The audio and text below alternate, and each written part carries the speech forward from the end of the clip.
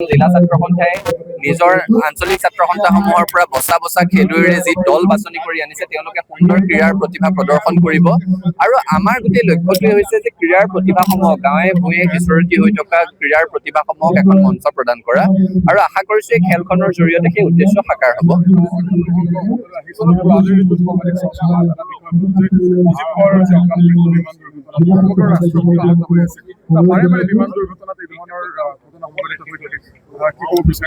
অজিত পাৱাৰ ডাঙৰীয়াৰ মৃত্যুত আমি গভীৰ শোক প্ৰকাশ কৰিছো।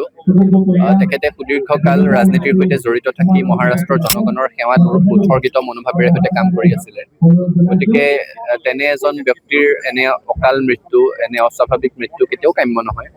কিন্তু একেটা কথা সকলো মানুহৰ নিৰাপত্তাৰ প্ৰশ্নটো জড়িত হৈ থাকে।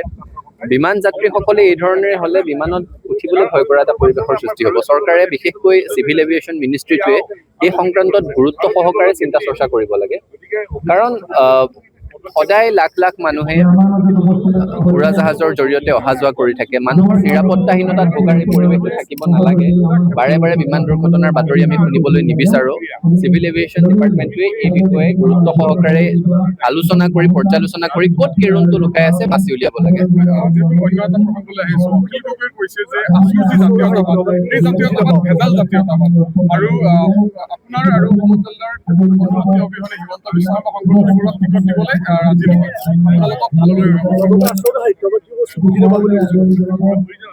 প্ৰশ্নৰ উত্তৰ থাকে, কাৰোবাৰ মন্তব্যৰ প্ৰত্যুত্তৰ থাকে, কিন্তু প্ৰলাপ বা কৌতুকৰ কোনো উত্তৰ প্ৰত্যুত্তৰ নাথাকে। অখিল গগৈয়ে যিখিনি কৈছে সেইখিনি প্ৰলাপ।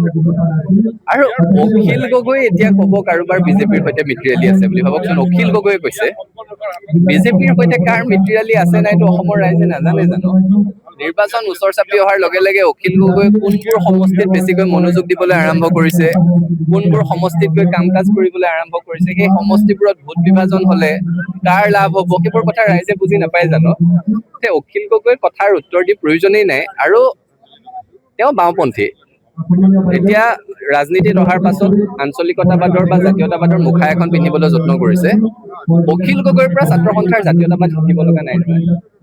তেওঁ এটা কৌতুক, কিন্তু তেওঁক মই জাতীয় কৌতুক বুলিও ক'ব নোৱাৰো, কাৰণ তেওঁৰ জাতীয়ৰ ধাৰণাটো আমাৰ সৈতে নিমিলে।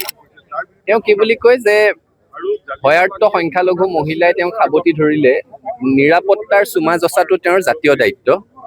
চুমা জচাটো যাৰ জাতীয় দায়িত্ব, যিয়ে জাতীয় দায়িত্ব মানে চুমা জচাটো বুজে, তেওঁৰ পৰা জাতীয়তাবাদ শিকিবলৈ গলে আচুৰ জাতীয়তাই বাদ পৰিব। গতিকে তেওঁৰ কথাৰ, তেওঁৰ কৌতুকৰ কোনো উত্তৰ দিব লগা নাই বুলি অনুভৱ কৰিছো।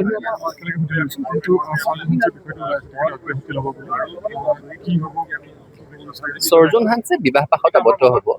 তেখেতে আমাক কিছুদিনৰ আগতে জনাইছে যে তেওঁ ওচৰীয়া ছাত্ৰ সন্থাৰ মজিয়া এৰিব আৰু তেখেতে বিবাহ পাশত আবদ্ধ হব। তেখেতৰ ঘৰৰ পৰাও বিয়াৰ কথা কৈছে আৰু বিয়াৰ তেওঁৰ যোজা চলিছে। আনুষ্ঠানিকভাৱে তেওঁই প্ৰকাশ কৰিলে কথাটো ভাল হ'ব। গতিকে ছাত্ৰ সন্থাৰ যিহেতু এটা নিয়ম আছে যে অবিবাহিত হ'ব লাগিব, তেখেতে বিবাহ পাশত আবদ্ধ হোৱাৰ সূত্ৰে ছাত্ৰ সন্থা ত্যাগ কৰিব। আৰু দীঘলীয়া কাল তেওঁ খুব নিষ্ঠা সহকাৰে ছাত্ৰ সন্থাত সেৱা আগবঢ়াইছে। কাৰ্বি আংলং জিলাত ছাত্ৰ সন্থাৰ ভেটি গঢ়া, শক্তিশালী কৰা দুয়োটাতে তেওঁৰ সাংঘাতিক ভূমিকা আছে। গতিকে তেওঁ আগবঢ়োৱা সেৱাখিনি ছাত্ৰ সন্থাই কৃতজ্ঞতাৰে সোঁৱৰিব।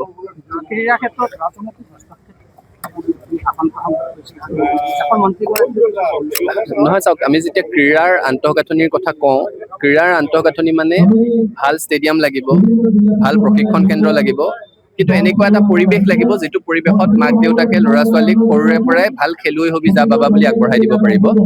য'ত ছাত্ৰ ছাত্ৰীয়ে মই খেলুৱৈ জীৱনটোক নিজৰ পেচা হিচাপে বাছি ল'ম বুলি আৰ্থিক নিৰাপত্তা বোধত ভুগিব লাগিব, তেতিয়াহে ল'ৰা ছোৱালী আগবাঢ়িব। সেইটো আন্তঃগাঁথনিৰ অংশ। আৰু সেইটো হ'বৰ কাৰণে আমাৰ যিসমূহ ক্ৰীড়া সন্থা আছে, ক্ৰীড়া সন্থাসমূহত MLA MPৰ টিকেট নোপোৱা ৰাজনৈতিক নেতাৰ সংস্থাপনৰ স্থলী হলে নহব।